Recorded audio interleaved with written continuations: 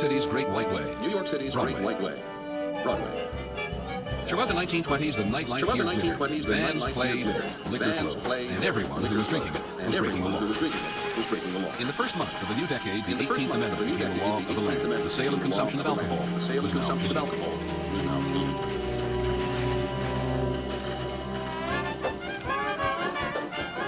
There was prohibition, but nobody paid any attention to it. You went to people's homes, these are dreadful things called orange blossoms, which was gin and orange juice. And bad gin at that. Liquor was now sold behind closed doors in places called speakeasies. Proprietors took the risks and reaped the profits. It's good money. I was 15 years old. I was riding around with a National Convertible. We had 4 speakeasies. One by the Daily News, one by the Daily Mirror. You had people, you let them in. Okay. The guys explain who he was and show you the ID or something. And you let him in. You got to know it was like family after a while. Every corner. Now, the saloon owner. Every corner. First thing you know, they were never raided by him. First thing you know, they were never raided by the business. Still cops. People wanted to drink. It was a great game. It became a dangerous game for the high-stakes players. Battles between rival gangs for control of illegal liquor territories riddled American cities with mushrooming murderers. Prohibition's aim was to sweep liquor off the city streets. Now they were flooded with gangsters and guns. I used to carry 2 persuaders myself. You had to have them. Or else. Prohibition and the general disregard which followed it was the perfect symbol for the 20s, decade which was about crossing the line, smashing tradition, breaking boundaries. As modern America came of age in the 1920s, the boundaries of all sorts, technological, geographical, and social, were shattered.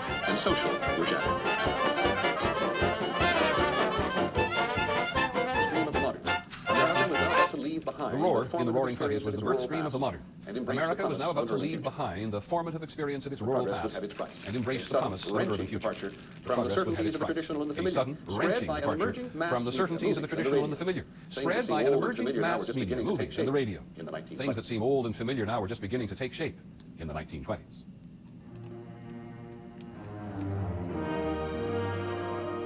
At the dawn of the 1920s, America was clearly entering a new era, an era defined by a vast and complicated urban culture that would dominate the rest of the 20th century. After World War I, there was an eagerness to embrace the new, and it was in America's cities, most dramatically in its biggest, New York, where the modern age was born. The very architecture of the city spoke of America's new ascendancy and her aspirations. The skyscraper was an example of the new form achieving a kind of thrilling scale of nobility. More people worked there than lived in the average small town in America. A movement to the cities that had started during World War I accelerated. In 1920, for the first time, more Americans lived in urban centers than in country towns and villages. The pace has been set in the cities. The city is irresistibly attractive, is really at a kind of high tide in this decade.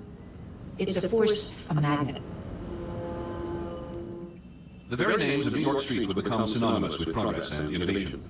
Broadway would represent the best and latest in American entertainment. Madison Avenue would come to stand for the bustling new business of advertising, which was uniting the nation in a set of shared fantasies and desires. And Wall Street came to represent the decade's expanding economic opportunities.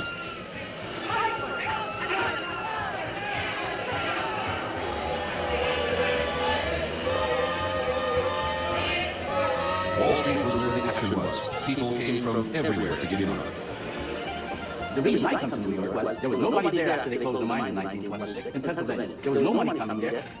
This fellow Jerry got the first job. And he said, "Come on down to Wall Street, the streets paved with gold." It seemed that way, too, on Park and Fifth Avenues, where the tycoons lived. The number of billionaires in the 1920s jumped 400% over the previous decade. The 20s' feeling of limitless horizons was fueled by their lavish lifestyle. Our family had a house on 934 Fifth Avenue when I was growing up. We had a place in Tuxedo Park and a house in New York, and then we used to come to Southampton in the summer.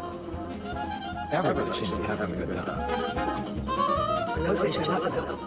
You had a cook, you had a kitchen maid, and you had a laundress. And then you had a parlor maid, a chambermaid, and mother's maid. How many does that make? 6, but I think they were 8, actually. Terrible nice people. Almost everybody had a boat. I recall in the 20s, you would see a harbor filled with yachts, I mean really filled. almost gun on gun, and we didn't refer to yachts as such unless they were 100 feet or over. There was a great deal of entertainment. It was all done in people's houses, seated dinner parties with 50, 60 people. Always after dinner, there would be entertainment by guests. George Gershwin was there with his orchestrator, Bill Daly. They got up and played on two pianos. One always had two grand pianos in the big room downstairs. Gershwin, who wrote Rhapsody in Blue and other anthems in the decades, was profoundly influenced by the new music he had heard and loved called jazz. The capital of jazz in the 1920s was just a subway ride uptown in Harlem. It was in Harlem clubs that one could see the artists at the forefront of this fresh and uniquely American music. Performers such as Louis Armstrong, Bessie Smith, and a dapper young man named Edward Kennedy Elliott, his friends simply called him Duke.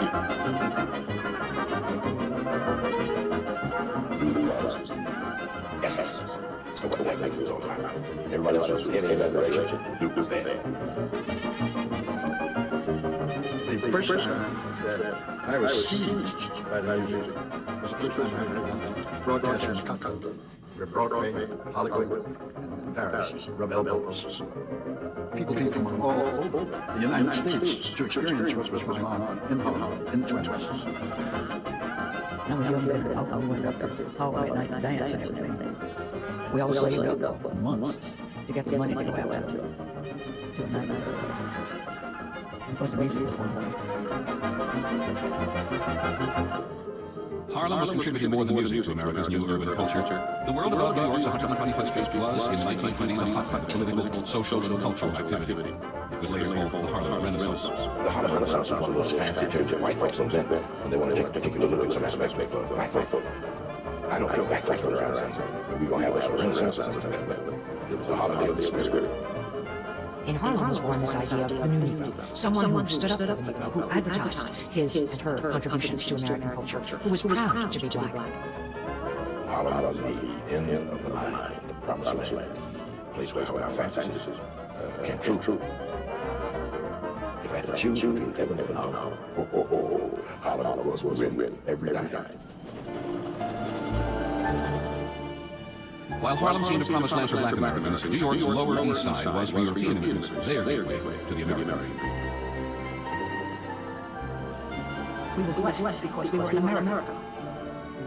My father came from Ukraine. He went to work in New York City and worked in a factory where they blocked hats, men's hats.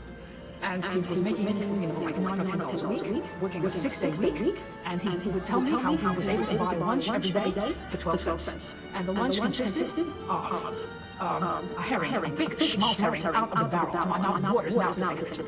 And a big roll with poppy seeds and an onion. And life was beautiful. This was perhaps the most mixed city, racially, ethnically, in the country. But cities all over the country have become more important because change was centered in the cities. Business, industry, culture. Nothing was like that in New York. It's the magic of everything.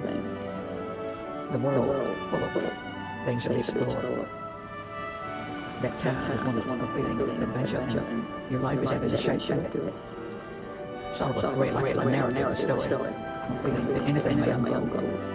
The decades, startling changes would soon spread from American cities to envelop the entire nation.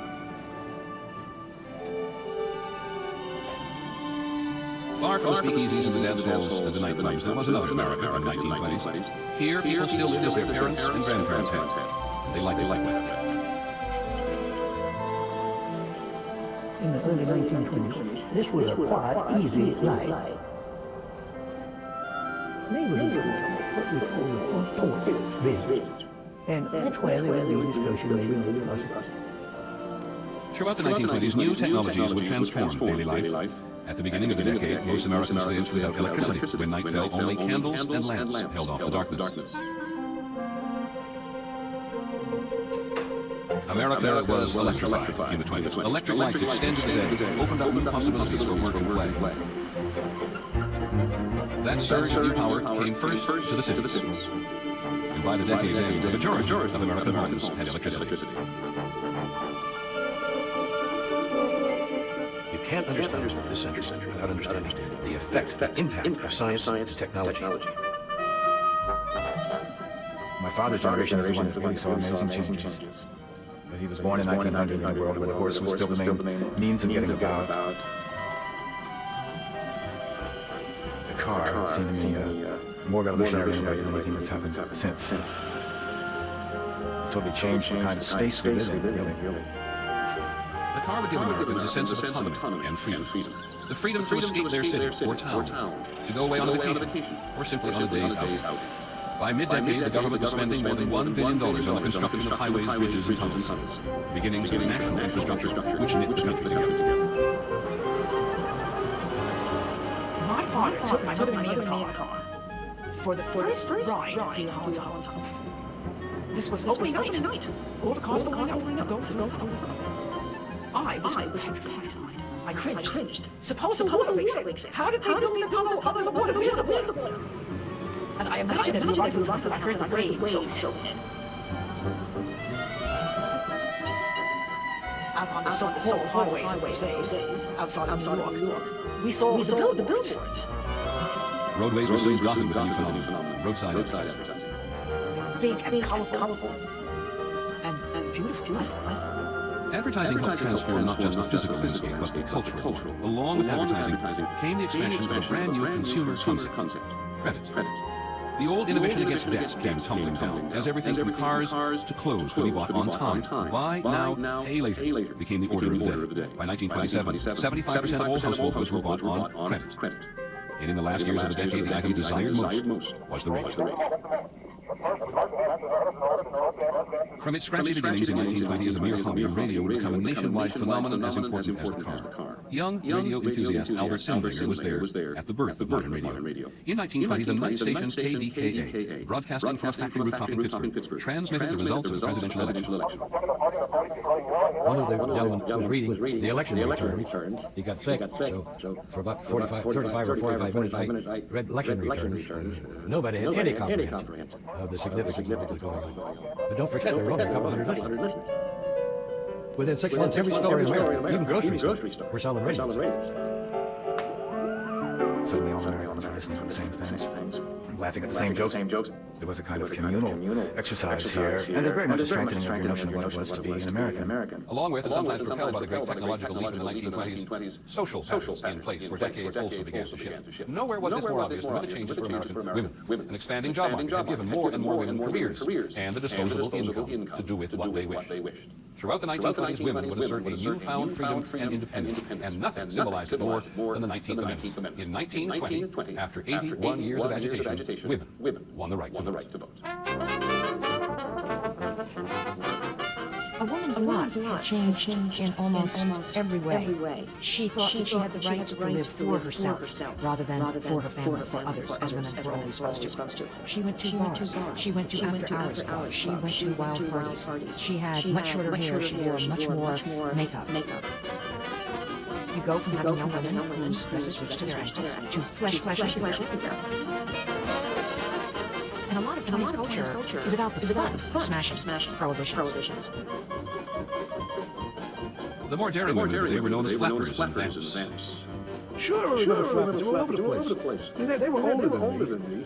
But you look at the flappers from the eyes of the young guy. Wow. I think a flapper was the type of young woman who just wanted to see how far she could go and then would stop because she'd be afraid to go too far. And a vamp didn't care how far she went.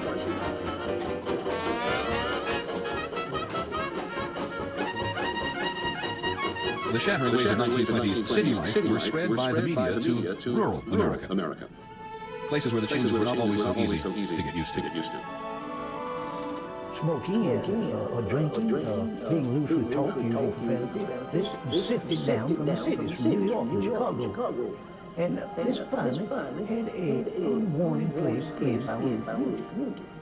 Here was a girl coming home. She'd been working in Chicago. She come home and showed dresses on. Well, they were not wearing short dresses. They were going to church with hats on and were fighting up. They were decidedly concerned about what future generations were going to bring. This country was founded on respect for God and a sense of righteousness, keeping the Sabbath day, And people brought their children up on the discipline of reading the scripture. And all of those things were the things that bound us together. The people were solid. We had church going and very little crime and so on.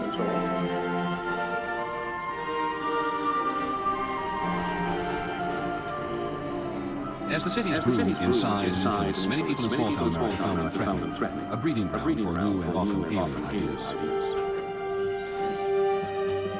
In one small American town, the forces of traditional religion and modern science would clash in a battle heard around the world. Here in Dayton, Tennessee, in the summer of 1925, one of the century's most famous courtroom battles would take place.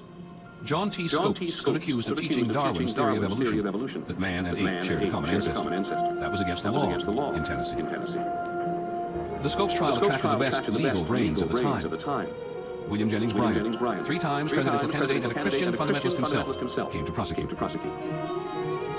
Clarence Darrow, the celebrated Chicago trial lawyer, came to defend Scopes. Outside, as the trial progressed in scorching summer heat, Dayton had itself a carnival. People would bring in trained chimpanzees dressed in suits, ties, and they'd lead them up and down the street. Read your Bible was everywhere. Step on the street, across the street, banners. And you walk, go to George this way, you'd have a street preacher. I didn't know what he was preaching about. You never saw the same preacher twice. You go to the same place next day, there'd be some other part of the state. But it was a lot of hoop. I enjoyed it. The Scopes trial became emblematic. Everybody had to make up their mind. People who've never been to Tennessee, couldn't even find Tennessee, had to think about this question. Do I believe in modern science? At times it seemed that the whole world had converged on Dayton. The walls were lined. The newspaper people from England, from Spain, from France. We had so many newspaper people there that you couldn't stir them with a stick. When all the hoopla ended, John T. Scopes was found guilty and fined $100, a ruling later overturned on a technicality. What Scopes represented and what the world came to witness was a colossal clash of ideals. The cool reason of science seemed to threaten the deep and abiding roots of religion. It was one thing to replace the family mule with a Model T, but quite another to trade Matthew, Mark, and John for Einstein, Freud, and Darwin. For many people, these were confusing times. And what may have been the most unsettling about the pace of change in the 1920s was that people really wanted both the benefits of the future and the familiar comforts of the past. They wanted modernity. They wanted electricity, radio. At the same time, they wanted to remain 1850, and they know they cannot have both. And this creates psychological tension within American society. But it's then looking for somewhere to go. And it goes into hatred towards immigrants, hatred towards people who are reasonably different. It goes into intolerance. And into the Ku Klux Klan. Ku Klux Klan membership soared to 4 million in the 1920s. Almost everybody that was a good citizen of the South was a member of the Klan. I think they were encouraging morality by turning the light on immorality and unfairness. It created a great deal of, I'd say, consternation and debate and so on. They were not just opposed to the Pope, but they were opposed to the Catholics and the Jews or anybody else who came. Going to people's houses, calling them out, insulting, whipping, things of that kind. This was not limited to the South of Alabama, it was nationwide. The Klan was actively recruiting in many northern states. My father was asked if he would like to join the Ku Klux Klan. He grabbed the guy by the collar and threw him down the stairs. 3 nights later, almost directly across the street, there was a large crossbar. I still can say it. It was a dreadful, horrifying experience. My mother said, it's just as though they're guarding the gates of hell. For those white people who came to us, they caught hell too. James Cameron was living in Indiana.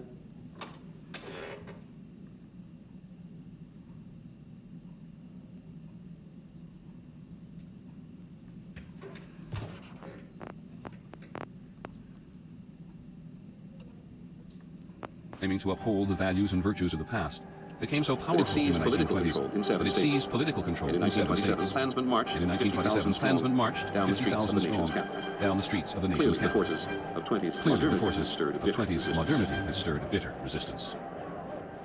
In a decade fraught with so many changes, people in the 1920s seemed hungry for old-fashioned heroes.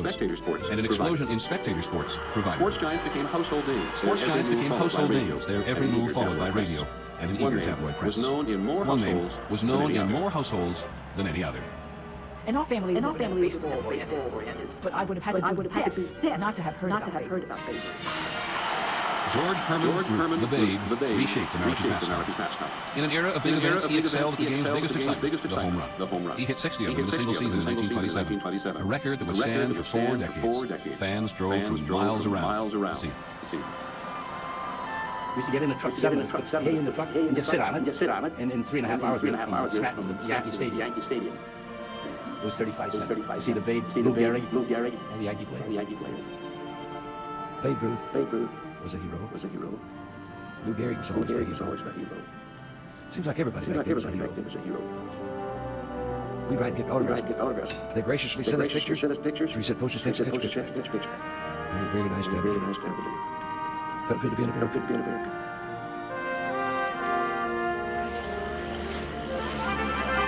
The public's fascination with flying in the 1920s seemed fitting for a time, but even gravity couldn't hold down progress. When every boundary seemed just waiting to be broken. Once I got about 1,000 feet, it was like I was home. And that's the only way I can describe it. I was home. I never wanted to be anyplace else. In 1927, one pilot would put aviation and himself on every front page in the world. On a misty morning outside New York City, a plane called the Spirit of St. Louis was ready to take off for Paris. No one had ever flown solo across the Atlantic before. 6 others had tried, failed, and died. Ready to take the chance this time was Charles Lindbergh, the 6'2" son of a former congressman from Minnesota. Thousands of people came to watch him take off. Once he was out of sight, it seemed as if all America held its breath. In Yankee Stadium, they had 3 minutes of silence praying for him. Everybody in the country praying for him. Flying the fuel-heavy single-engine plane was a battle against weather, hunger, and fatigue. For the entire 33.5-hour flight, the Western world wondered about the fate of that tiny plane somewhere over the vast Atlantic. It was a Saturday night. They hadn't heard from him for a long time. And I was walking up 125th Street, and someone shouted they found him in Paris. He was flying over Ireland, and within an hour or so, he landed in Paris. Lucky Lindy. 100,000 Parisians were there to welcome the plane carrying only a razor. Lucky Lindy emerged from his plane carrying only a razor and a passport. His flight had represented the best of an era. A mastery of modern technology joined with old-fashioned values of courage, individualism, and hard-won achievement.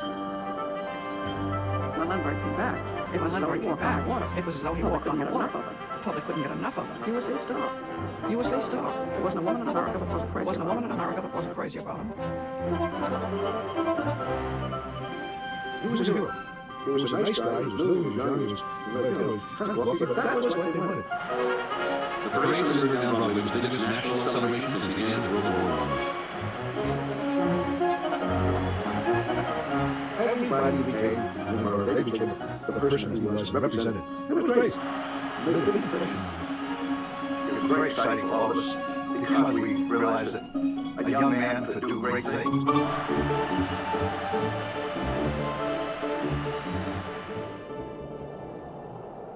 After Lindbergh's triumph, there remained only one continent for the airplane to conquer: Antarctica. The frozen and forbidding landscape at the bottom of the world was the boundary one of the century's great explorers, Admiral Richard Byrd, set out to break. His goal was to fly over the South Pole. His expedition was flooded with young and eager volunteers, all of them wanting to be heroes. I hope I don't select, I forget how many Boy Scouts to go to the pole. Now, I was about 12 at the time, and I was nominated as one of the guys to go. Now, this was a big thing, it was in all the papers. Mike from House said, "Mom, what do you think? I'm going to go to the North Pole and Admiral Byrd." She said, "You can't go." I said, "Why?" She said, "You'll catch your death of cold." I don't know what my cousin must have said. Amazing, There were 120 men connected with a Byrd expedition. 20-year-old Harvard student Norman Vaughn dropped out of school, trained for a year, and was finally selected to go on the adventure of a lifetime. We stepped on land that had never been seen or touched before, and that just excited me beyond words. absolutely a new frontier. The expedition's home base was called Little America. Its 2-year mission was to conduct geological research and prepare for Byrd's record-breaking attempt. We were responsible for getting out onto the interior of Antarctica as far as we could to be there for Admiral Byrd's rescue expedition should he have had a forced landing.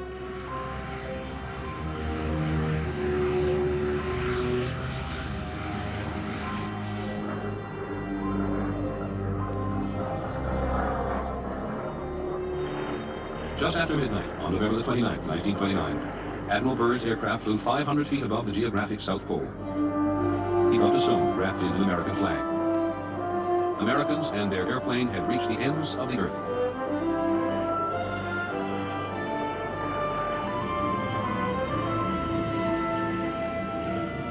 By the end of the 1920s, anything seemed possible.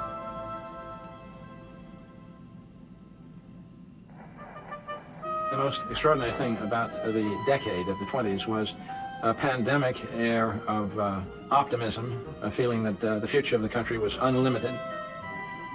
One of the great jazz songs of the day was Blue Skies, Only But Blue Skies Do I See. The president promised blue skies in the country's future. At his inauguration in 1929, Herbert Hoover repeated the common wisdom of the day that Americans were on their way to riches. If proof was needed, all one had to do was look at the bubbling pool of wealth, the stock market. The butcher, the baker, the candlestick maker, everybody, oddly enough, was in the stock market. One of our chauffeurs was in the market. If he can be in the market, anybody can be in the market. There were no regulations as we have now. People got away with murder all the time. The government didn't bother them. So they were all making money. They were doing very well. A boom in buying had driven up stock prices. Suddenly, in October of 1929, investors started cashing in their overpriced stock. A panic of selling started. On October 29, 1929, it was obvious from the opening bell that things were wildly amiss. At 9:30, there was a rumble on the floor. One of the patrons said, "Hey, Mike, look at the sell orders coming out of those phones." The wheels really started to come off. The stock market went into a free fall. Crowds gathered in the street outside of the exchange. No, at 3 o'clock. The bell rang and that was it. More than $30 billion in paper value simply vanished that day as the stock market crashed. The famous word, the crash. Overnight, it was like bombs fell. The 20s bubble had burst, and with it, the decade's optimism. People lost every penny that they had. Nobody had any pensions. There was no Medicare, Medicaid, Social Security. If people lost their money, that was it. They were down and out. People jumped off the George Washington Bridge, which had only just had not long ago built. People we knew. My father was wiped out. He never, psychologically, he never recovered. In 29, I lost $1 million. What do? Same story. Wash your face in hands, comb your hair, start all over again. But as people would find out in a decade to come, a decade is different from the 20s as night is from day. Starting over was not going to be so easy.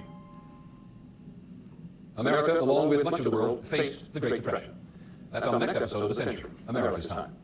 I'm Peter Jennings. Thank you for joining us.